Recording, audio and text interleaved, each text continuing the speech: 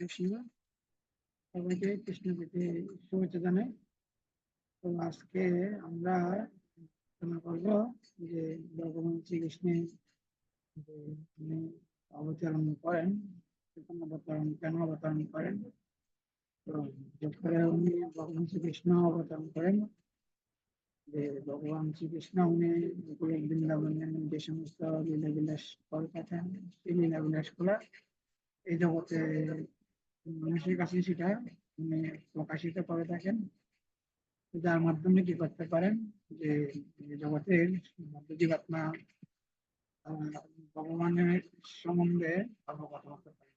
যেহেতু এই জগতের মধ্য জীবাত্মারা তারা অনাদিকাল ধরে কৃষ্ণকে ভুলে গিয়ে রয়েছেন, তো সেজন্য ভগবান শ্রীকৃষ্ণ অবতীর্ণ হয়ে তার স্বরূপ প্রকাশিত করেন। ভগবান শ্রীকৃষ্ণ বিভিন্ন ধরনের লীলা বিলাস করে থাকেন এবং তার স্বরূপ প্রকাশিত করে থাকেন যখনই, এবং বিভিন্ন ধরনের লীলা বিলাস করেন, বিভিন্ন অসুরদেরকে সংহার করে থাকেন। তো এই সমস্ত লীলাগুলা যখনই ভগবান শ্রীকৃষ্ণ যখন অবতরণ করে, এই সমস্ত লীলা করে উনি যখন আবার অন্তর্ধান হন, ওনার নিত্য লীলায় উনি প্রবেশ করেন, তখন সেই সমস্ত লীলা সম্ভব ভগবানের সেই সমস্ত লীলা সমূহ শ্রবণ করার মাধ্যমে বদ্ধ জীবাত্মা ভগবান শ্রীকৃষ্ণকে উপলব্ধি করতে পারে। তো সেজন্য আহ ভগবানের লীলা সমূহ শ্রবণ করা আমাদের জীবনের জন্য অনেক গুরুত্বপূর্ণ।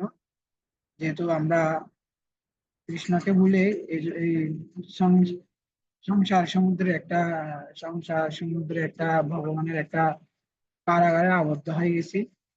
যেহেতু আমরা ভগবানের কৃষ্ণের এই অংশ সন্তান, কৃষ্ণের নিত্য দাস, তো কৃষ্ণ সেবা বিমুখ হয়ে এবং মায়ার বন্ধনে আমরা আবদ্ধ হয়ে মায়ার দাসত্ব করতে লাগলাম।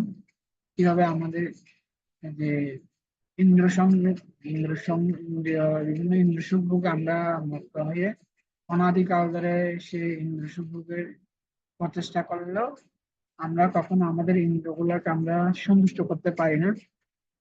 এইভাবে অনাদিকাল ধরে আমরা মায়ার দাসত্ব করতে লাগলাম। তো জীবাত্মা সৌভাগ্যবশত বদ্ধ জীবাত্মা সে যখনই দুর্লভ মানব জীবন লাভ করে, মানব জীবন লাভ করার মাধ্যমে সে কৃষ্ণকে জানার একটা সুযোগ লাভ করতে পারে। তো মানব জীবনের মাধ্যমে কৃষ্ণকে লাভ করার একটা সুযোগ লাভ করে থাকেন এবং সে কৃষ্ণ ভক্তি অনুশীলন করার একটা বিশেষ সুযোগ লাভ করে থাকেন, এবং কৃষ্ণ ভক্তি অনুশীলন করার মাধ্যমে সে জড় জগতের বন্ধন থেকে মুক্ত হয়ে সে তার নিত্য আলোয় ভগবত ধামে সে ফিরে যেতে পারে। তো আমাদের সাধারণত আমাদের যে জ্ঞান রয়েছে সেটা আমরা ভৌতিক জগৎ সম্বন্ধে অবগত, কিন্তু আমরা যে চিন্ময় জগৎ রয়েছেন সেই চিন্ময় জগৎ সম্বন্ধে আমরা অবগত নই, এবং ভগবান শ্রীকৃষ্ণ যে তার স্বরূপ সেটাও সম্বন্ধে আমরা কি নয় অবগত নই। কিন্তু যখনই আমরা ভগবানের স্বরূপ সম্বন্ধে আমরা যখনই অবগত হব, তখনই আমরা কি হব, ভগবান শ্রীকৃষ্ণের প্রতি আমাদের শরণাগতি আসবে। শরণাগতি হওয়ার মাধ্যমে এবং যে ভগবানের সেবায় যুক্ত হয়ে ভগবানের কাছে আমরা ফিরে যেতে পারি। তো সেজন্য আমাদের জন্য অনেক গুরুত্বপূর্ণ হচ্ছে কি করা, ভগবান শ্রীকৃষ্ণের লীলা বিলাস গুলা শ্রবণ করা আমাদের জন্য অনেক গুরুত্বপূর্ণ। ভগবান শ্রীকৃষ্ণ ভগবত গীতার মধ্যে উনি ভগবান শ্রীকৃষ্ণ তার যে তিনি তিনি বলেছেন যে সমস্ত জীবাত্মা হচ্ছে আহ আমি হলাম সমস্ত জীবের পিতা। ভগবান শ্রীকৃষ্ণ হচ্ছে উনি হচ্ছে যে পরম পিতা, আর সমস্ত বদ্ধ জীবাত্মা হচ্ছে ভগবান শ্রীকৃষ্ণের অংশ। তো যেহেতু ভগবান শ্রীকৃষ্ণের সমস্ত জীবাত্মা যেহেতু ভগবান শ্রীকৃষ্ণের অংশ, সেজন্য তো স্বাভাবিকভাবে কৃষ্ণের প্রতি এই সমস্ত বদ্ধ জীবাত্মার তাদের যে কৃষ্ণের প্রতি যে যে কৃষ্ণের প্রতি তাদের প্রেম রয়েছে, কিন্তু সেটাকে বলা হয় কৃষ্ণ প্রেম। কিন্তু সেই কৃষ্ণ প্রেমটা কি হয়ে গেল, সেটা বিস্মৃত হয়ে গেল।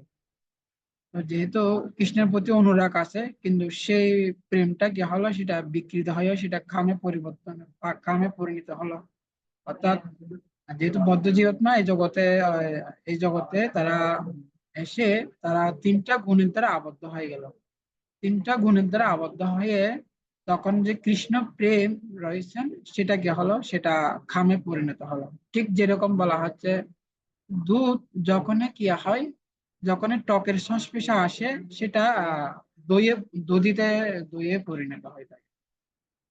দুধ যেরকম টকের সংস্পর্শে দই পরিণত হয়, ঠিক সেরকম ভগবান যে কৃষ্ণ প্রেম, সেটা কি হয়, কৃষ্ণ প্রেমটা যখনই কি হয়, সেটা যখন এই তিনটা গুণের দ্বারা আবদ্ধ হয়, তখন সেটা কামে পরিণত হয়। অর্থাৎ বদ্ধ জীবাত্মা যখন এই যে তিনটা গুণের দ্বারা আবদ্ধ হয়, তখন সেই কৃষ্ণ প্রেমটা এটা খামে পরিণত হয়, পর্যবেসিত হয়।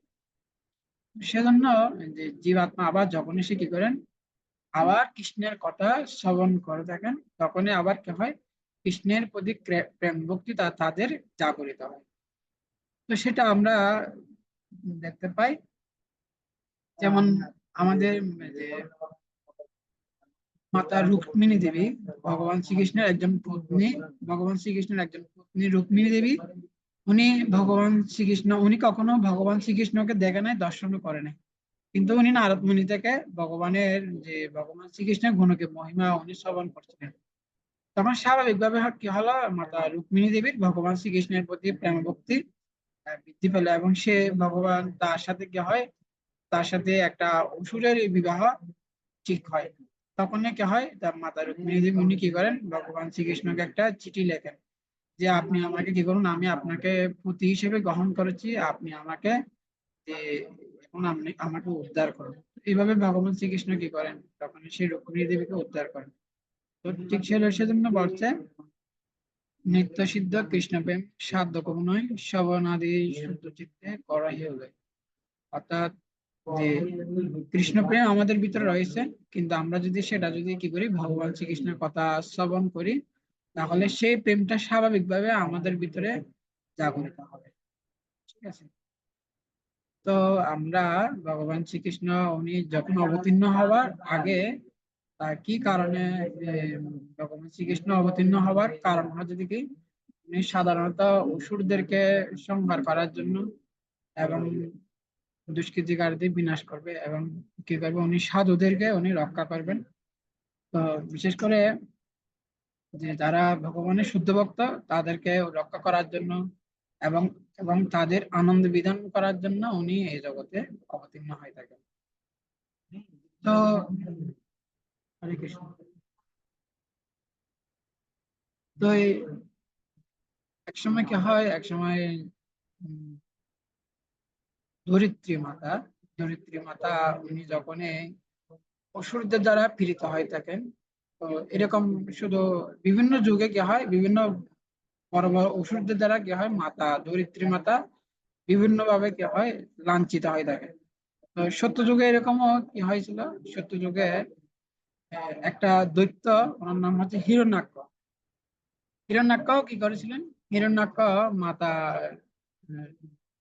বসুমতীকে, আহ, ধরিত্রী মাতাকে কি করেছিলেন, উনি যে তার কক্ষপথ থেকে বিচ্যুত করে পৃথিবীকে এটা গর্ভদক্ষ সমুদ্র সেখানে নিক্ষেপ করা হয়। সেখানে তখন এসে গর্ভদক্ষ সমুদ্রে তলদেশে চলে যায়। তখন ভগবান শ্রীকৃষ্ণ কি করেন, ভগবান শ্রী বিষ্ণু ভগবান শ্রী বিষ্ণু উনি কি করেন, ভগবান কথা বলবেন নাকি?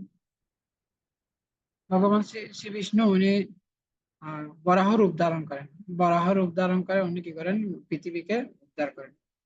তো এইভাবে বিভিন্ন যুগে কি হয়, ধরিত্রী মাতা বিভিন্ন ভাবে লাঞ্ছিত হয় অসুরদের মাধ্যমে। ঠিক সেরকমও আহ যখনই দাপর যুগে, তখনই কি হলো, এক সময় এরকম বিভিন্ন অসুরদের দ্বারা লাঞ্ছিত হয়ে ধরিত্রী মাতা উনি কি করলেন, তো মাতা ধরিত্রী মাতা উনি ব্রহ্মার কাছে গিয়েছিলেন। ব্রহ্মার কাছে গিয়ে বলেছেন যে এই যে আমি এভাবে অসুরের দ্বারা বিভিন্ন ভাবে লাঞ্ছিত হচ্ছি। তখনই কি করেন, সে ব্রহ্মাজি তখন তার তিনি সমস্ত দেবতাদেরকে সহ নিয়ে তখনই কি করেন, তারা এই ব্রহ্মাণ্ডের উপরে একটা সমুদ্র রয়েছেন, সেটা হচ্ছে যে ক্ষীরোদাক্ষায়ী ক্ষীর একটা সমুদ্র রয়েছেন। বলা হচ্ছে যে এরকম 60টি সমুদ্র রয়েছেন। যেরকম যে পৃথিবীটা হচ্ছে যে লবণের সমুদ্র, এরকম দুধের সমুদ্র রয়েছেন, ক্ষীরের সমুদ্র রয়েছেন, তারপর হচ্ছে যে মধুর সমুদ্র রয়েছেন। তো এরকম এরকম 7টা সমুদ্র রয়েছেন। তো এই ব্রহ্মাণ্ডের পরভাগে ব্রহ্মলোকেরও আরো অনেক উপরে সেখানে ক্ষীর সমুদ্র রয়েছেন। আর ক্ষীর সমুদ্রে সেখানে ক্ষীরোদাক্ষায়ী বিষ্ণু উনি সেখানে শায়িত থাকেন। তো ক্ষীর সমুদ্রের তীরে সেখানে ব্রহ্মাজি কি করলেন, সমস্ত দেবতাদেরকে নিয়ে সেখানে ক্ষীর সমুদ্রের তীরে তারা উপস্থিত হয়েছিলেন, এবং উপস্থিত হয়ে তখনই তারা তখনই ব্রহ্মাজি সেখানে কি করতে লাগলেন, ব্রহ্মাজি সেখানে আহ ক্ষীরোদাক্ষী বিষ্ণুকে ওনাকে সুন্দর সুবিধানের জন্য সেখানে তপস্যা করতে লাগলেন। তো তখন এই ক্ষীরোদাক্ষী বিষ্ণুর সেখানে গিয়ে ব্রহ্মাজি সেখানে অনেক বছর তপস্যা করছেন। একটা কথা বলেন না, অনেক বছর সেখানে অনেক বছর সেখানে তপস্যা করছিলেন। তো সাধারণত আহ, তখনই সেখানে ব্রহ্মাজি ভগবান শ্রী বিষ্ণু উনি কি করলেন, যে যে ব্রহ্মাকে আশ্বস্ত করছিলেন, যে কি তিনি ইতিমধ্যে কি করবেন, তিনি যে ভগবান শ্রী বিষ্ণু উনি যদু বংশে উনি আবির্ভূত হবেন। এবং তখনই বিষ্ণু ক্ষীরোদাক্ষী বিষ্ণু উনি বলছিলেন যে যে সমস্ত দেবতারকে কি করো, সমস্ত দেবতারা যেন যদু বংশে জন্মগ্রহণ করে, তিনি ইতিমধ্যে যদু বংশে সেখানে কি হবেন, যদু বংশে তিনি আবির্ভূত হবেন। তো তখনই কি করেন ব্রহ্মাজি। তো এই একটা বিষয় হচ্ছে যে কি হচ্ছে, দেবতারাও কি করতে পারে না, ভগবানকে দর্শন করতে পারে না। যেহেতু ব্রহ্মা হচ্ছে ব্রহ্মা যেহেতু ভগবানের নাভি কমল থেকে আবির্ভূত হয়েছিলেন, সেজন্য ব্রহ্মা কি করছিলেন, ব্রহ্মা শ্রী বিষ্ণুকে দর্শন করতে পেরেছিলেন। কিন্তু দেবতারাও কি করতে পারে নাই, দেবতারাও ভগবানকে দর্শন করতে পারে নাই। তো দৈব বাণীর মাধ্যমে ব্রহ্মাজি সেটা শ্রবণ করেছিলেন, এবং এবং এভাবে উনি কি করেছিলেন, তখন দেবতাদেরকে বলছে যে তোমরা কি করো, যদু বংশে আহ, তোমরা সেখানে জন্মগ্রহণ করো, এবং ভগবান ইতিমধ্যেই উনি কি করবেন, যদু বংশে সেখানে জন্মগ্রহণ করবেন। তখন তখন ব্রহ্মাজি কি করলেন, উনি সত্যলোকে ফিরে গিয়েছিলেন, ব্রহ্মলোকে উনি ফিরে গিয়েছিলেন। এবং তখন সমস্ত দেবতারা তারা যদু বংশে সেখানে আবির্ভূত হয়। যখন যদু বংশ সেখানে আবির্ভূত হয়, তখন তখন যে মথুরা ছিল যে, তখন সে মথুরা ছিল যে তখন যদুদের রাজধানী হচ্ছে যে মথুরা। তো মথুরার রাজা হচ্ছে যে সুরসেন। সুরসেন হচ্ছে যে মথুরার রাজা। তো তারপর হচ্ছে যে তারপর উগ্রসেনের পুত্র হচ্ছে যে কংস। তো একসময় কি হয়, যে দেবকের কন্যা হচ্ছেন দেবকী।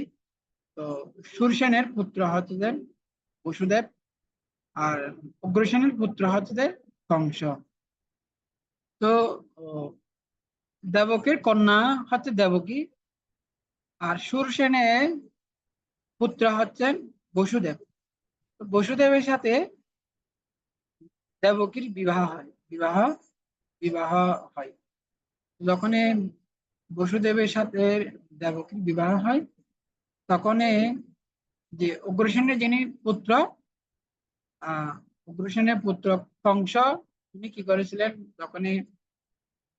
তখনকার বৈদিক যুগে কি করা হতো, যে যখনই আহ কোনো যদি ভগ্নীর বিবাহ হয়, তখনই কি করে থাকেন, যে তখনই ভ্রাতা কি করে থাকেন, যে ভ্রাতা উনি কি করেন, তার বোনকে শ্বশুরালয়ে দিয়ে আসেন। তখন সে ভূষ বংশের কংস উনি কি করেছিলেন, ভূষ বংশের যিনি কংস উগ্রসেনের পুত্র, তখন উনি যে দেবকীকে কি করেন, দেবকীকে তার শ্বশুর আলয়ে দিয়ে আসেন। তখন সেই সময় দেবক রাজা দেবক উনি কি করেছিলেন, উনি দেবকীর আহ দেবকীর ওই যে বিবাহে, দেবকীর বিবাহ উপলক্ষে যৌতুক হিসেবে কি করেছিলেন, তখন হে এ, 400 হাতি দান করেছিলেন। 400 হাতি, 15,000 হাতিতে ঘোড়া দান করেছিলেন। তারপর হচ্ছে 15,000 অশ্ব। তারপর হচ্ছে 1800 হচ্ছে রথ, এবং 200 জন হচ্ছে দাসী। তো 200 জন ওই যে দাসী, অর্থাৎ যারা রাজকন্যার সঙ্গে কি করবেন, তারা দাসী হিসেবে তারা যৌতুক এইভাবে যৌতুক প্রদান করেন। তখনকার বৈদিক সমাজে কি করা হতো, যখনই বিবাহ, যে কন্যাকে যখন বিবাহ দেওয়া হয় তখন কন্যার সাথে তারা অনেক কিছু কি করে থাকেন, তারা সাধারণত, তো তখনকার দিনে বৈদিক বৈদিক যুগে তখন রাজারা সাধারণত তার রাজকন্যার সাথে তারা অনেক কিছু কি করতো, তা অনেকগুলা গাভী দান করতো, এবং গাভীগুলা ছিল যে স্বর্ণ মুদ্রা সমন্বিত। তো এবং এরকম রাজকন্যার সাথে অনেকগুলা দাসী সহ, এবং অনেকগুলা এই যে হাতি ঘোড়া। তো এগুলো বৈদিক সমাজে যারা কন্যা দান কলাকে, এটা হচ্ছে অত্যন্ত পুণ্যের কাজ, এবং কন্যা দান করার মাধ্যমে স্বর্গ প্রাপ্তি হতে পারে। তো সেই অনুসারে কি করা হয়, তখনকার রাজারা আহ কি করা হয়, অনেকগুলা কন্যার সাথে সঙ্গে সঙ্গে তারা অনেকগুলা যৌতুক ওনারা প্রদান করে থাকেন। তো এইভাবে অনেক উম, সুন্দর করে সেই বরযাত্রা আহ চলতে লাগলো। তো হঠাৎ করে তখনই খুব সুন্দরভাবে সেই সাজসজ্জায় সজ্জিত হয়ে আহ যে বসুদেব তার যে নববিহিত বিবাহিত স্ত্রীকে নিয়ে তিনি কি করতে লাগলেন, তিনি যাত্রা যাত্রা করলেন আহ মথুরার উদ্দেশ্যে। তো তখনই তখনই কি করলো, দৈববাণী হয়ে গেল। দৈববাণী হয়ে গেল যে কি, যে দেবতারা কি করেছিলেন, দেবতারা দৈববাণী করেছিলেন যে হে, মানে হে কংস, যে যে তুমি যাকে নিয়ে যাচ্ছ, যে আমার যে ভগ্নী দেবকী, হ্যাঁ, তার অষ্টম গর্ভ হবে যে কি তোমার মৃত্যুর কারণ। তো সাধারণত যারা আসরিক বা অন্য লোক, তারা মৃত্যুর প্রতি অত্যন্ত ভয়ভীত হয়ে থাকেন। তখনই তখনই কি হলো, যে যে কংস, যেহেতু উনি প্রথমে তার এই যে তার যে যে ভগ্নী, যেখানে তাকে নিয়ে যাচ্ছে শ্বশুরালয়ে নিয়ে যাওয়া হচ্ছে, ওটা কেন কি হয়? সমস্যা, যেখানে শ্বশুরালয়ে নিয়ে যাওয়া হচ্ছে, আর তখনই কি হয়ে যায়, মানে কংস দৈববাণী শুনে সে অত্যন্ত ভীত হয়ে যায়, সে মৃত্যুর ভয়ে অত্যন্ত ভীত হয়ে যায়। তো মৃত্যু তখনই সে সাথে সাথে তলোয়ার তুলে নিল, আর তলোয়ার তুলে নিয়ে সে দেবকীকে হত্যা করার জন্য কি হলো, সঙ্গে সঙ্গে সে কি হলো, প্রস্তুত হয়ে গেল, এবং দেবকীকে হত্যা করার জন্য সে আহ চেষ্টা করতে লাগলো দেবকীকে হত্যা করার জন্য।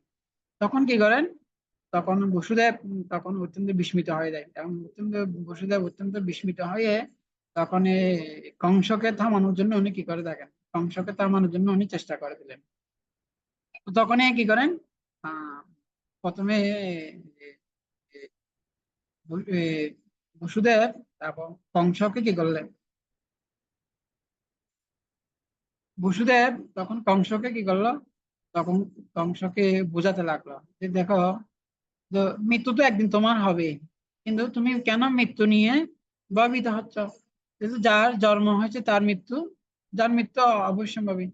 তো প্রকৃতির নিয়মে সবারই কি হবে, প্রকৃতির নিয়মে সবার একদিন কি করতে হবে, মৃত্যুবরণ করতে হবে। তো এইভাবে আহ কংসকে কি করা হয়, কংসকে বোঝানো হয়েছিল।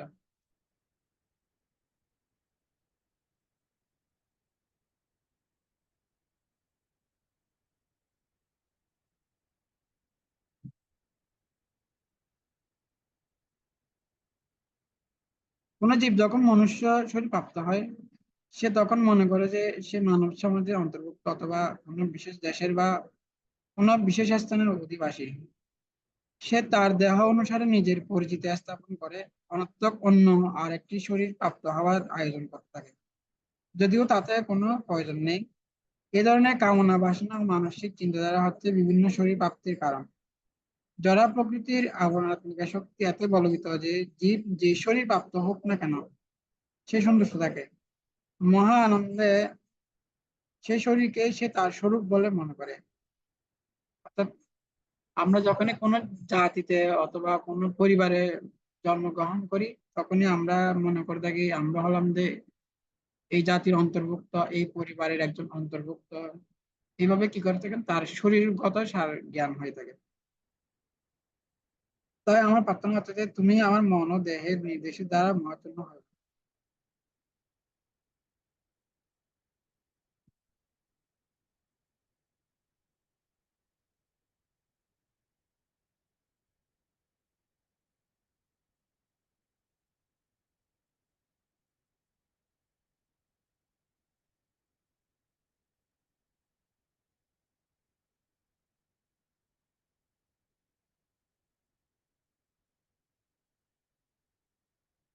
যদিও প্রকৃতপক্ষে এই সমস্ত শরীরের সঙ্গে তার কোনো সম্পর্ক নেই, কিন্তু আত্মার সাথে কখনো কি নেই, আত্মার সাথে দেহের সাথে কোনো সম্পর্ক নেই। ঠিক যেরকম বায়ু যেরকম সুগন্ধকে বহন করে নিয়ে যায়, ঠিক সেরকমও আত্মা বিভিন্ন ধরনের দেহ কি করে দেখেন, দেহ আত্মাটা বিভিন্ন ধরনের শরীর সে ধারণ করে থাকেন। যদিও বা আত্মার সাথে তার দেহের সাথে কোনো কি নেই, কোনো সম্পর্ক, কোনো সম্পর্ক নেই। যখনই তো তো এখানে প্রবাদ বলছেন যে আমাদের দেহটা হচ্ছে একটা কিসের মতো, আমরা সাধারণত মনের দ্বারা পরিচালিত হয়ে থাকি, মনের দ্বারা পরিচালিত হয়ে থাকি। এবং তখনই মনের দ্বারা পরিচালিত হয়ে আমরা এই জড়জগতের প্রতি বিভিন্নভাবে আসক্ত হয়ে তখন আমরা আহ, মনে করে থাকি কি আমরা আমরা হলাম রাজা। এভাবে সে বিভিন্নভাবে কি করে থাকেন, সে মনে করে থাকেন। বলা হচ্ছে যে এই জীবনটা হচ্ছে যে একটা কিসের মতো, স্বপ্নের মতো। যেরকম কেউ যখন, যখন সে যখনই নিদ্রিত অবস্থায় থাকে, তখন সে যখনই নিদ্রিত অবস্থায় থাকলে সে যখনই, তখন সে মনে করে যে আমি হলাম রাজা অথবা আমি হলাম প্রজা।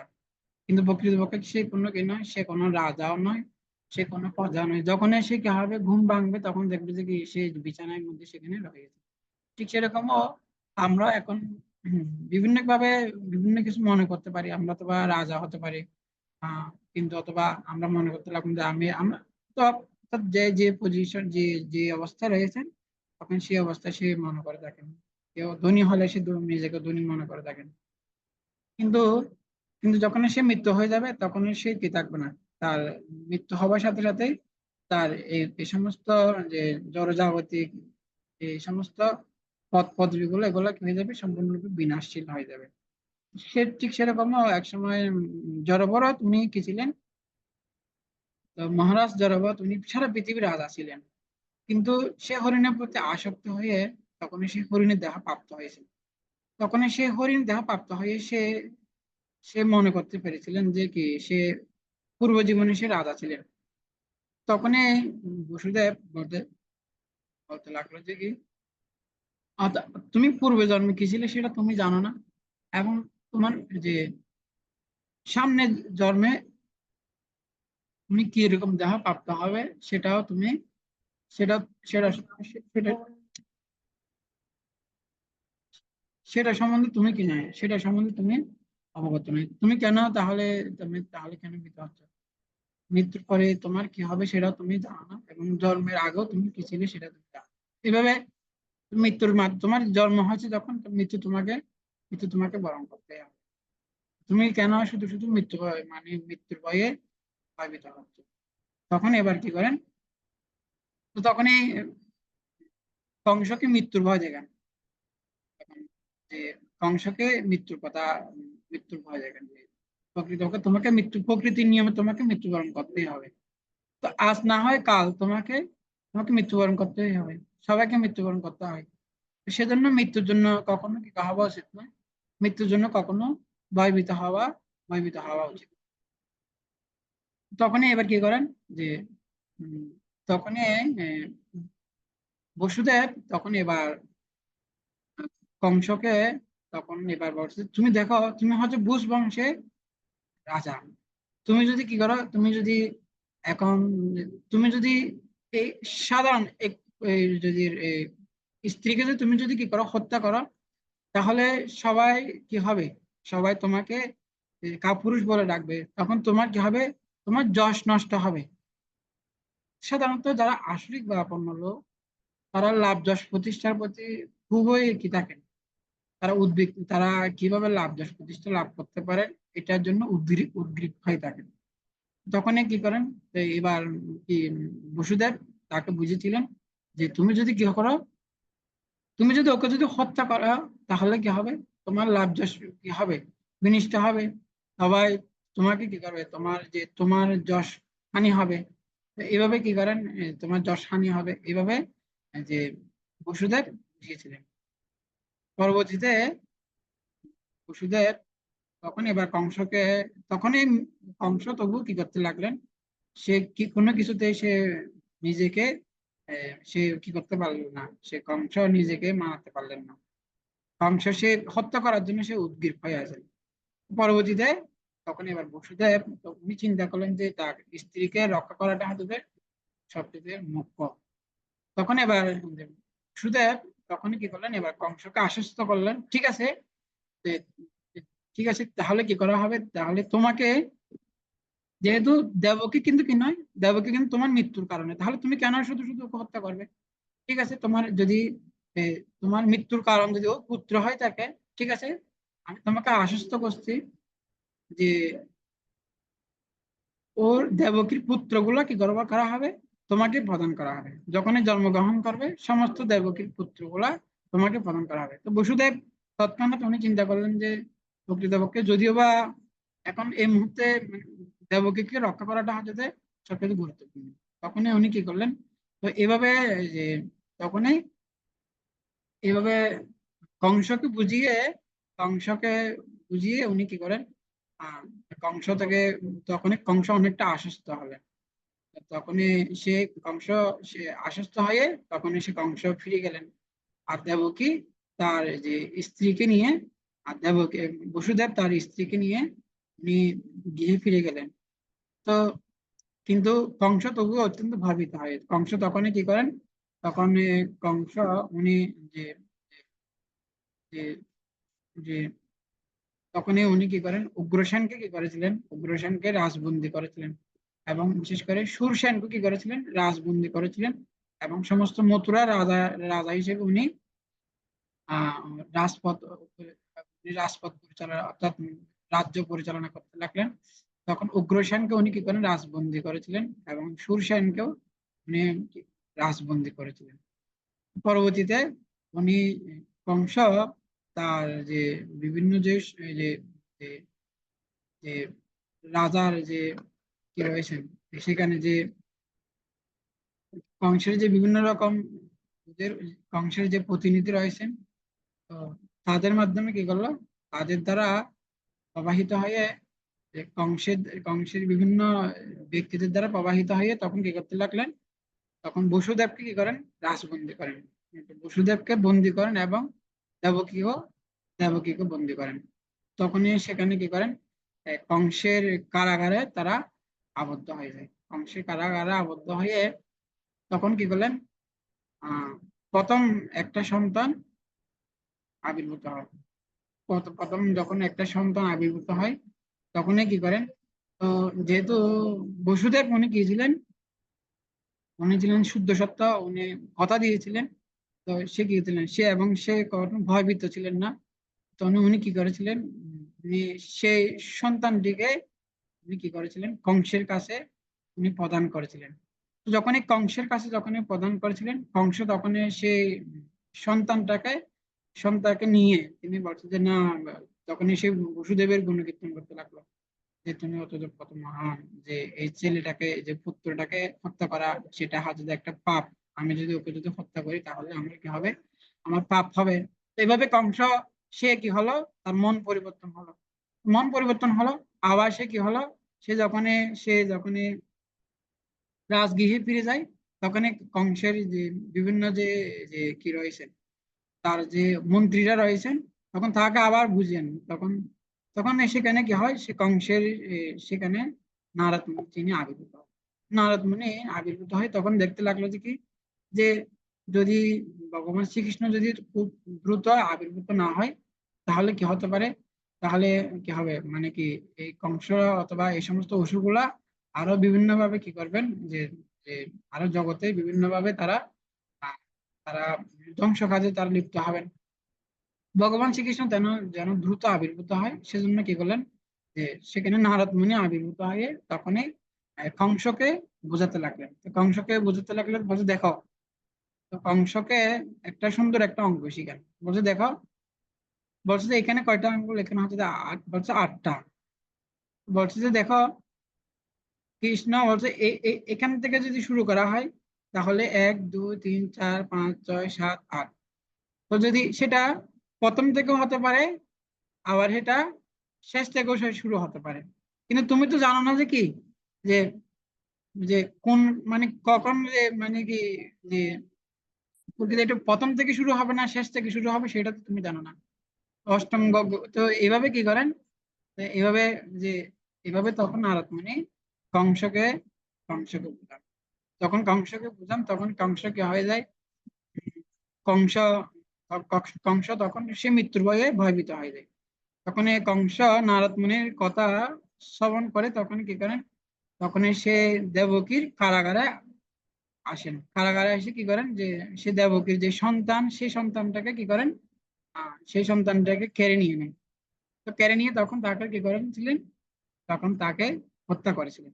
তো এভাবে কংস, এভাবে দেবকীর 6টা সন্তান কি করেন, হত্যা করেছিলেন ভগবান। এটা এভাবে দেবকীর 6টা সন্তানকে হত্যা করে পরবর্তীতে আহ, সপ্তম সন্তান হিসেবে কি করেন, সপ্তম সন্তান হিসেবে তখন একটা কন্যা, আহ, একটা কন্যা কি করেছিলেন, সপ্তম সন্তানটা হচ্ছে যে সপ্তম যে সন্তানটা, সেটা হচ্ছে যে একটা কন্যা উনি কি করেন, উনি জন্ম দিয়েছিলেন।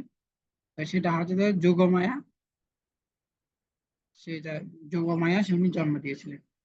এবং পরবর্তীতে তখনই সেই সন্তানটা, যখন যোগমায়াকে যখন জন্ম দিয়েছিলেন, তখনই এবার কি করেন, তখনই সেই সন্তানটা দেবক বসুদেব উনি সেটা কংসের কাছে প্রেরণ করেছিলেন।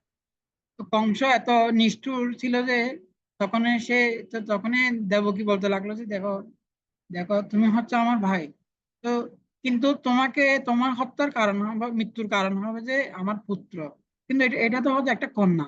তুমি তুমি কেন শুধু শুধু এই কন্যাটাকে হত্যা করবে? কিন্তু তবুও সে কি হলো না, সে নিষ্ঠুর কংস, তার কোনো দয়া হলো না।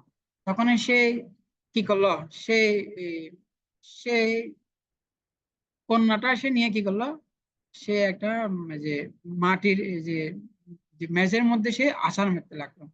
যখন সে মেঝের মধ্যে আছাড় মারলো, তখন সাথে সাথে কি হলো, কংস থেকে, কংসের হাত থেকে মানে কি হলো, থেকে যে ছুটে গিয়ে তখন সেই কন্যাটা, শিশু কন্যাটা কি হলো, এটা আকাশে কি হলো, আকাশে সেটা আবির্ভূত হলো। আবির্ভূত হয়ে তিনি কি করেন, দশভুজ রূপ ধারণ করেন। অর্থাৎ ভগবান তখন কি করেছিলেন, সে সে সে কন্যাটা যোগমায়ার রূপ ধারণ করেছিলেন। যোগমায়া দশরূপ ধারণ করে, তখন কি হয়, যে কংস অত্যন্ত ভয়ভীত হয়ে যায়। কংস এখন ভয়ভীত হয়ে তখন সে কন্যাটা বলছিল যে কি, হে কংস, হে বুঝ বংশীয় কংস, তুমি যাকে হত্যা করার জন্য উদ্গ্রীব হয়ে গেছো। দেবতার, সমস্ত দেবতারা কি হয়েছেন, সমস্ত দেবতারা তারা যদু বংশে জন্মগ্রহণ করেছেন। এবং ইনি ইতিমধ্যেই বৃন্দাবনে সেখানে তিনি আবির্ভূত হয়েছেন। তো এভাবে তখনই কি হয়ে যায়, কংস অত্যন্ত ভয়ভীত হয়ে যায়। আর তখনই কি হয়, সেই যোগমায়া উম, তখন সেখান থেকে অন্তর্ধান হয়ে যায়।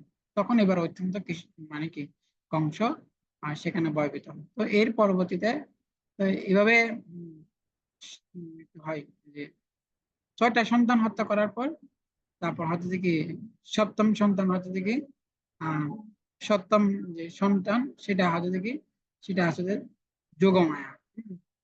পরবর্তীতে আহ, অষ্টম গর্ভে, সেখানে কি হয়, অষ্টম গর্ভে আহ অষ্টম গর্ভে ভগবান শ্রীকৃষ্ণ কি হয়, যে আবির্ভূত আবির্ভূত হয়েছিল। তো এইভাবে কি হয়, প্রকৃতপক্ষে এইভাবে আহ ধরিত্রী মামাতার আহ্বানে এবং ব্রহ্মার অনুরোধে ভগবান শ্রীকৃষ্ণ অবতরণ করার জন্য উনি কি করেন, উনি প্রস্তুতি গ্রহণ করেন এবং কংসের দ্বারা পীড়িত হয়ে দেবকীর সন্তানদেরকে উনি কি করেছিলেন, যে কংসের দ্বারা তারা কি করেছিলেন, আক্রান্ত কংসের মাধ্যমে দেবকীর এই সন্তানগুলাকে কি করেছিলেন, হত্যা করেছিলেন।